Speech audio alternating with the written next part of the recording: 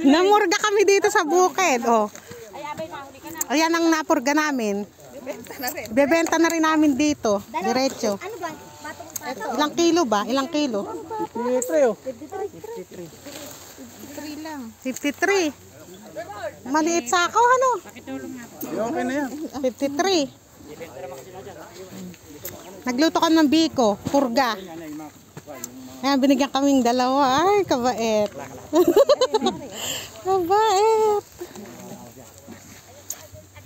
50. Maray kang makanakan dyan, huwag ka magkayala. Told ka ngayon. 50.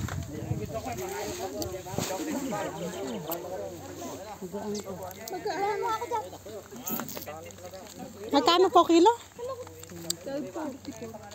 Magkano po kilo? Ha, ate? 22 daw ang kilo. Ayan, ano, napagbilan namin ng dalawang kaban ay 2,228. Ano? 88. Oh. Dalawang kaban. Ayan. Medyo malungkot pa sila niya. Medyo malungkot pa daw. At ala pa kasi. Pero ano na yun? Tag-500. Na yun. Ay ala, lalabas yung gastos. Ilalabas yung gastos eh. Ano yan? Kumita naman kaming ano, kulang tag-500 sa aming pinurgang biko. Nagluto kami isang bilaang biko. Tapos dinala namin dito sa bukid. Nasa Sanggalang kami. Bumiyahe kami ng kalahating oras. Ayan, malungkot ang mga chikiting.